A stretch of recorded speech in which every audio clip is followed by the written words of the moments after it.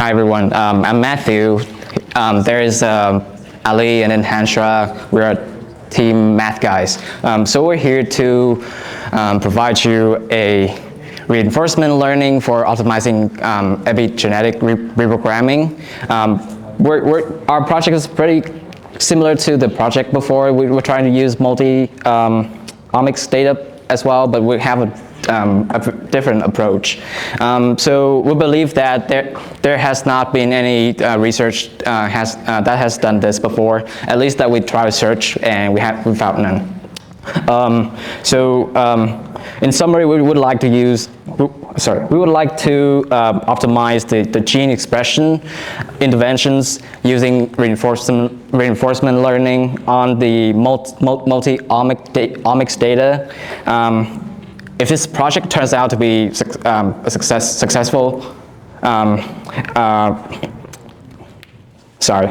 if this project turns out to be successful, we can try to build an AI agent that can suggest some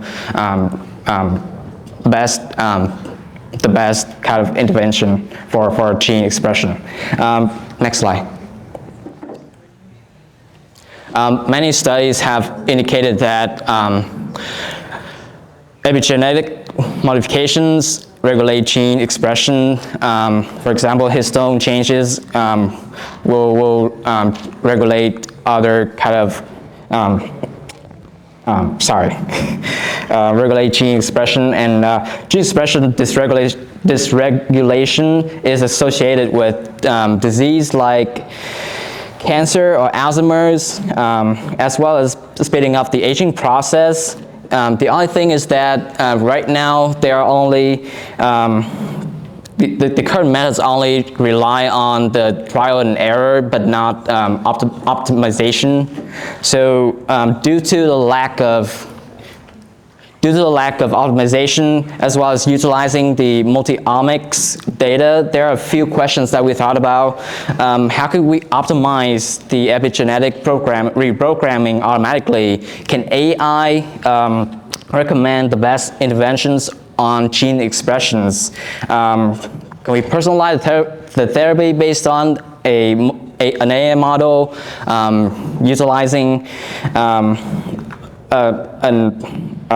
some historical data that can adapt to new multi-omics data? And we have an answer to the first two questions, but not the last one, because we don't know how good our model could be right now.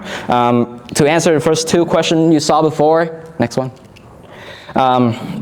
We will have to face a fair number of challenges. For example, the multi-omics data will of course have high dimensional, and the data could be sparse and have missing values, high computational cost, potentially lack of real-world label data for validation, and lastly, we need an AI model that can recommend an actionable and interpretable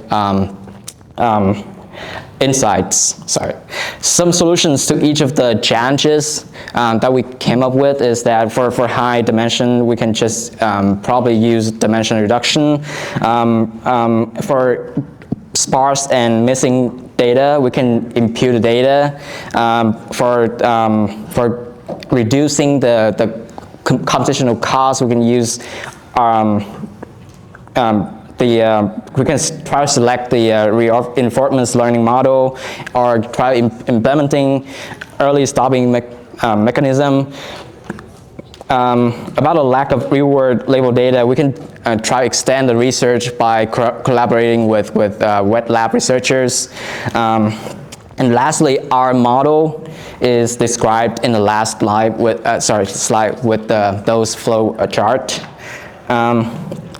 So basically, it applies there's some preprocessing process before, but we basically, the process would start with some initial intervention and then try to apply it on the gene expression. And we're gonna validate that with the the real-world label data, and we're gonna update the policy according to that reward function, and we're gonna reiterate the process again and again until we reach a better, the best accuracy we can.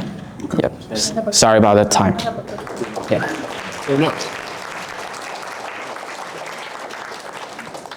You discuss age reversing. I would like you to please elaborate more on that and how your solution is contributing to the age reversing, because it's a huge value proposition. So what is the contribution to it? Yep. Yeah, thank you for your question.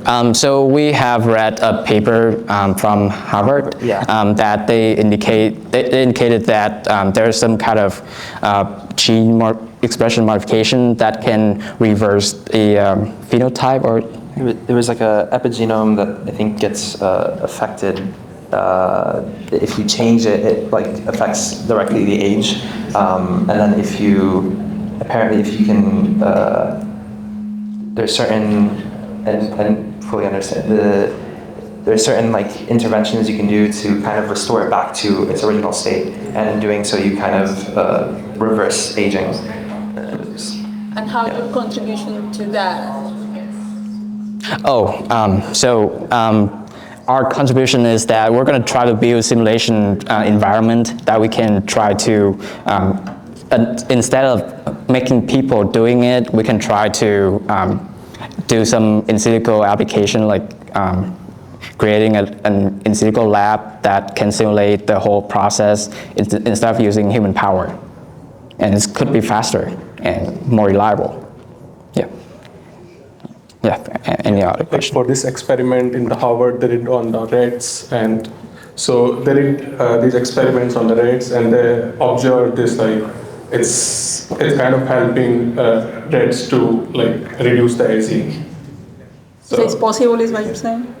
I don't know about the human, it's possible for humans or not, but they did some observation, and it's kind of probably it's a published work. Thank you. Thank you. Yeah, sorry, we just learned all the biology stuff this morning. Thank you.